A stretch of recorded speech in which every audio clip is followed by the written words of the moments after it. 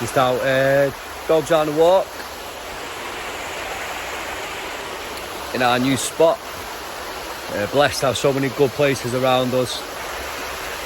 Just literally stood next to a bit of a waterfall, taking in the sounds and the scenery, man. It's beautiful. Understanding patterns of behaviour, patterns of emotions and patterns of thoughts. And what I mean by that is, over a certain period of time, all of these things come habitual. You just become a pattern that you live by day to day.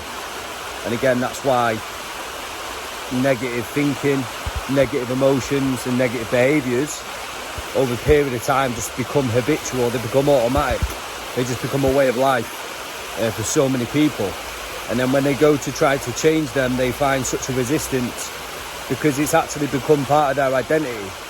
It's become part of who they are, to feel negative or to think negative or to act in a negative way. It's not that they don't want to change. It's not that they don't want to change. It's because it's been so ingrained within who they are as a person for so many years.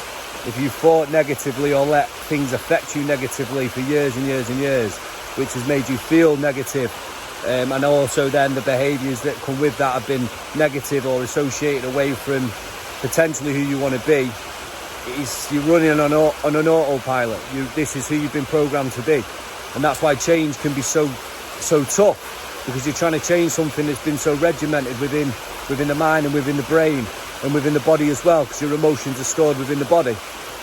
And that's why it's so integral not only to know who you want to become and the changes that you want to make to become more positive or better in certain areas and progress that way, but it's more key to be aware of these thoughts and feelings and behaviours that are automatically programmed within you now. Most people deny it. Most people deny it to themselves, how they're set up, the things that have affected them and the things that still affect them, and because of this denial process, or maybe it's not even a denial process, it could be just they have the fear. They're scared of actually standing up to the fact that they've got to do something about it. So they'd rather hide in a comfort zone of feeling these negative feelings and thoughts and behaviours, but they're used to them now. You become used to them, so it becomes the norm, and that then becomes your comfort zone. So to step outside that comfort zone and face them and deal with them actually becomes quite daunting and scary. So most people won't step up and do it. Or if they try, just because it feels so uncomfortable, so unnatural, and actually brings that sense of fear and anxiety to deal with these issues, that creates a stop straight away. That's a barrier again straight away. And like, sometimes I've talked about the word courage, but courage is the biggest thing to transition change. You've got to take courage to start to become aware of who you are being, how you're thinking and how you're feeling. And then you've got to take a huge amount of courage to not just act once, but to continually act. Like, if you tried to change and then turn around and said, oh, it's not working, I can't change, I'm always going to be like this, I'm always going to be this person, I'm always going to think negatively, I'm always going to feel negatively, I can't change this behaviour, I'm always going to do it. Again, you're telling yourself that for a reason. You're telling yourself that because you're scared and you're fearful. You're fearful of the work that's got to be put in. You're fearful of the fact that you've got to admit things to yourself and face up to things. And then you're fearful of the fact that it's going to require a lot of effort and the right attitude to produce change. And also the fear that you know it's not going to be perfect. You know that when you try to implement new things, become aware of what's causing you to feel down or negative, or think down or negative, or behave badly or negatively, that when you become aware of that, then you've got to address it, then you've got to understand it, then you've got to implement new things. It's a massive shift. It's a massive shift. But again, it's are you sitting in life at the minute knowing that realistically would be good for you? That would help you so much. But you are still not acting on it. And you are listening to people, you are reading things people have read, and you're watching things that are all telling you this, and you know that it excites you, and the fact that you're watching it, you think you're doing enough. By reading a book, you think you're doing enough. By listening to a podcast and thinking, oh, that makes sense, yeah, that resonates, yeah, I know what you're saying, that's a great point. But then people do fuck all about it, or they listen to an audio clip, or they read a book and they take the information in and think, oh yeah, this is really good information, it makes sense, this will make a difference. but then again do fuck all about it, and they stay within the same patterns. And again, it's down to fear. It's down to the comfort zone. You are too comfortable being in whatever state you are in. And even if you want change, even if you truly want to feel better and think better, achieve more and change, you are so accustomed to that comfort zone that you are in. Even if it's negative, you've become comfortable in that comfort zone that you don't want to break through. You don't want to break into fear and face it, because you know that's what you need for change. But again, guys, it's no one else will change that for you.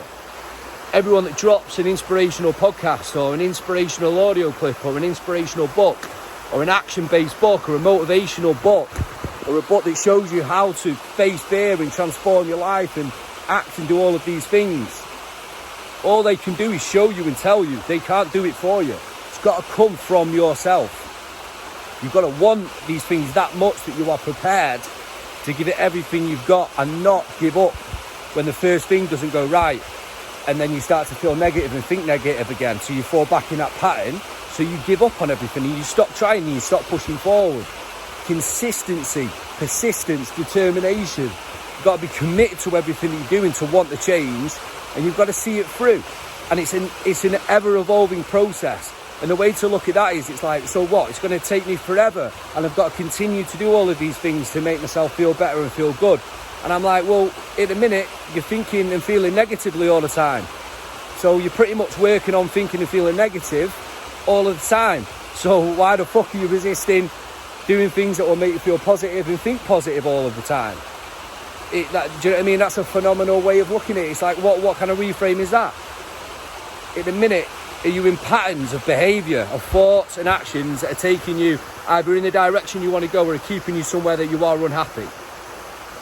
And then the change, the fact that you know you want change, but you've got to implement all of these things to do that, surely that's worth it. But again, courage is needed to break through the fear, because you are going to have to step outside your comfort zone. You are going to have to admit things to yourself and become aware of what's causing this stuff, whether it's from the past or if it's in the present, what emotions and feelings that's associated with and bringing up now, what thought patterns are being triggered, what are you saying to yourself inside that head on a daily basis. And then motherfucking having the motivation, having the want, having the desire to do the things that people are telling you work, that people are showing you work, reading a book and finding things that work, listening to something and being told things you can implement in your life to create positive, impactful change. Fucking do it. Consistently, wake up, focus, put it as part of a routine, as a ritual, something you're going to do on a day-to-day basis, continually.